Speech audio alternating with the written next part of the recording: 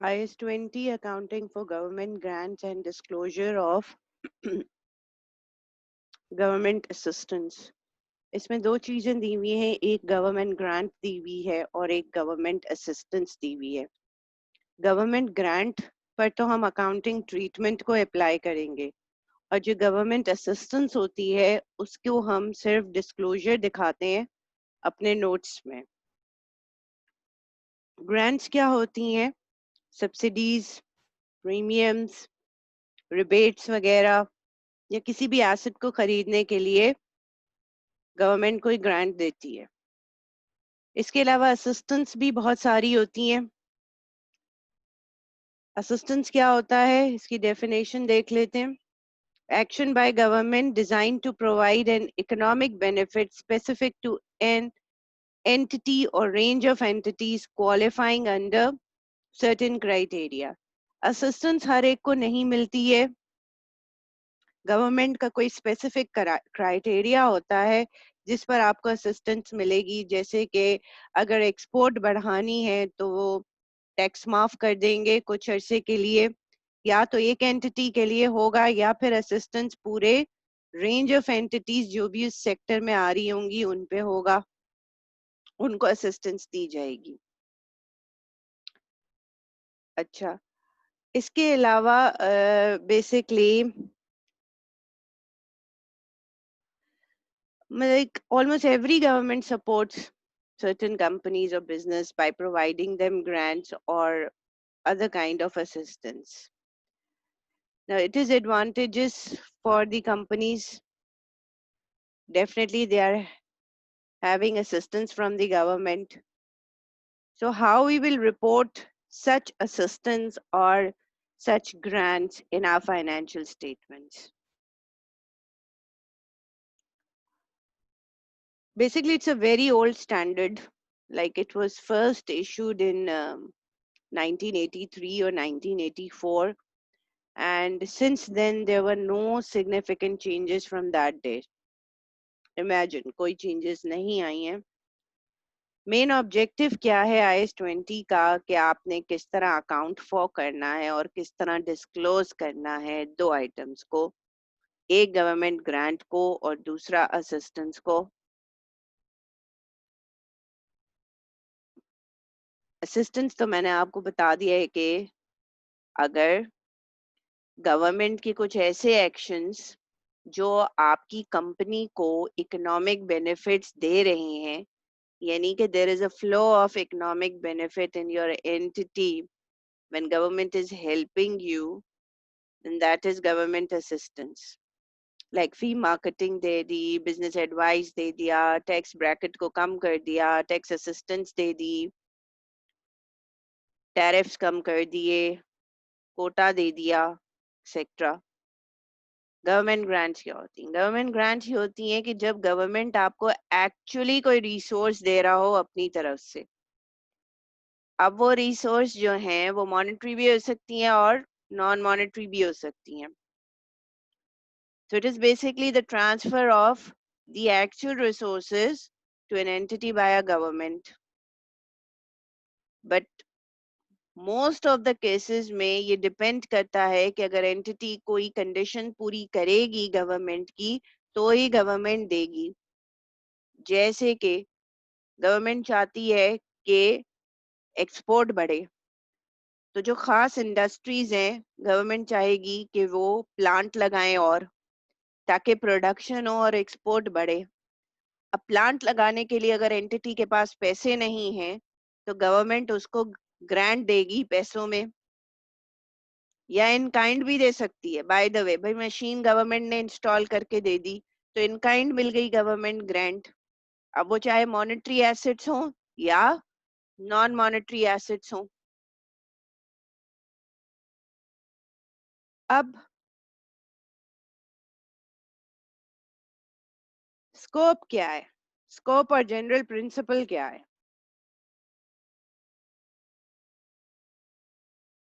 Basically IS 20 जो है वो deal with all types of government grant and without government grant except a few exceptions. अगर government assistance दे रही है कोई टैक्स रिलीफ की फॉर्म में, टैक्स हॉलिडे की फॉर्म में, टैक्स ब्रेक की फॉर्म में, तो वो 20 के अंडर नहीं आएगा। अब अगर 41 के लिए एग्रीकल्चरल एक्टिविटी के लिए या बायोलॉजिकल ट्रांसफॉर्मेशन के लिए अगर कोई ग्रांट मिल रही है तो वो 20 की बजाय 41 में आएगा। अगर बहुत ज्यादा इन्फ्लेशनरी ट्रेंड आ गया कि आपकी एक्सट्रीम प्राइस चेंजेस आ गई हैं और गवर्नमेंट आपको रिलीफ दे रही है उससे, तो वो भी आईएस 20 में नहीं आएगा। दूसरी चौथी जो सबसे इम्पोर्टेंट चीज है कि अगर गवर्नमेंट आपके साथ जॉइंट वेंचर कर रहा है तो फिर वो जॉइंट वेंचर की अकाउंटिंग में आएगा, आईएस 27 है वो, उसके अंदर आएगा, जॉइंट अरेंजमेंट्स के अंदर। So when the government acting as a part owner of the entity, आप इसकी अकाउंटिंग को 20 में 20 नहीं अप्लाई करेंगे बल्कि accounting for joint venture apply करेंगे। अच्छा, अब जनरल प्रिंसिपल क्या है? Whenever we are recognizing government grant under IS 20, basically we are following two general principles of accounting. One is prudence and one is accrual.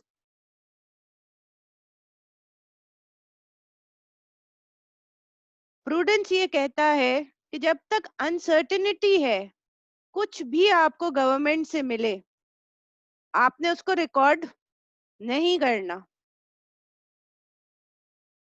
जब आप sure हैं कि आप गवर्नमेंट की हर कंडीशन को फॉलो करेंगे and you are very sure that वाकई ग्रांट आपको मिल जाएगी, तो आप उसको रिकॉर्ड करेंगे वरना नहीं करेंगे। दूसरी बात, अक्रूअल। अक्रूअल ये कहता है कि you have to record your revenue when it is earned, whether cash is collected or not. You have to record your expense when it is incurred, whether cash is paid or not. अब government grant में सबसे बड़ी problem होती है matching principal, इसलिए कि grant आपको पहले मिल जाती है और जो उसके अगेंस्ट कंडीशनल एक्सपेंडिचर जो कंपनी को करने पड़ते हैं वो हो सकता है वो 1 साल के बाद करे। अब आप क्या करेंगे? आपका अक्रूवल प्रिंसिपल तो फॉलो नहीं हुआ, आपका मैचिंग प्रिंसिपल तो फॉलो नहीं हुआ। So you have to make sure under IS 21 application that grant should be matched with the expenditure towards which they were intended to contribute. जिस मकसद के लिए ग्रांट मिल रही है, जिस एक्सपेंडिचर के लिए ग्रांट मिल रही है, वो एक्सपेंडिचर और ग्रांट को मैच होना बहुत जरूरी है। आपने अगर ग्रांट को रिकॉर्ड कर लिया एज अ इनकम इस साल, समझे गवर्नमेंट ने आपको कहा है कि आप हमारे 5 एम्प्लॉइज को हायर करें, हम इनकी तनख्वाह जो है वो आपको देंगे, ये चलें तनख्वाह का 60% हम आपको देंगे। अब आपको गवर्नमेंट ने 60% दे दिया। अब अगर आपने उसी साल 60% को इनकम में रिकॉर्ड कर लिया, हायर तो अभी आपने किए ही नहीं है। जब आपने एम्प्लॉय को हायर नहीं किया तो आप एम्प्लॉय की सैलरी को इनकर्ड ही नहीं किया आपने। आप एम्प्लॉय की सैलरी एज एन एक्सपेंस को इनकर्ड कर नहीं रहे और आपने गवर्नमेंट की तरफ से 60% सैलरी को इनकम में शो कर दिया, तो ये तो मैचिंग प्रिंसिपल की वायलेशन हुई। You're not able to match the grant income with your salary expenditure, so ये wrong treatment होगा। तो इसीलिए गवर्नमेंट ग्रांट को अक्रूवल अकाउंटिंग फॉलो करनी पड़ती है। अब आ जाए डेफिनेशन पर। डेफिनेशन ऑफ गवर्नमेंट क्या होती है? सारी government, government agencies, provincial government, local government, national government, international government, या कोई भी ऐसी रेगुलेटरी अथॉरिटीज जो गवर्नमेंट की डेफिनेशन में आती है। असिस्टेंस हमने कर लिया है। गवर्नमेंट ग्रांट्स क्या होती हैं? It's a transfer of actual resources depending on the condition fulfilled by the companies, and those conditions should be related to the operating activities of the entity. That should be related to the operating activity of the entity. Now ये last 3 lines मैं पढ़ रही हूँ, इसको गौर से सुने. They exclude those form of government assistance which cannot reasonably have a value placed upon them, and transactions with government which cannot be distinguished from the normal trading transaction of the entity.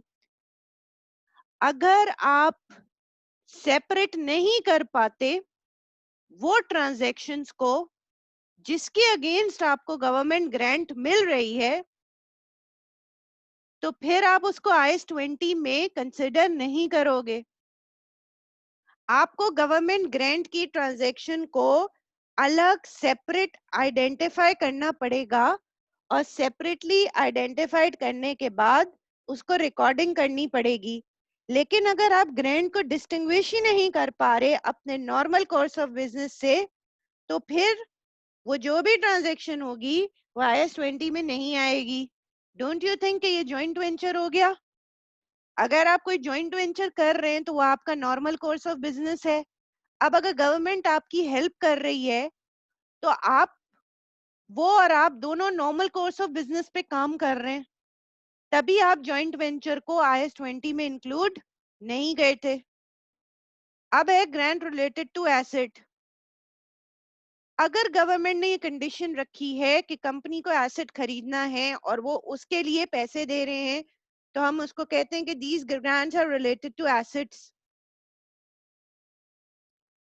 और ये government की condition होगी, attached condition होगी, कि अगर government बताएगी कि आपने इस टाइप का एसेट लेना है, इस लोकेशन से लेना है, इतने पीरियड के दौरान लेना है, कब तक होल्ड करना है, अगर ये सारी कंडीशंस पूरी होंगी तो ही आपको ग्रांट मिलेगी, वरना नहीं मिलेगी.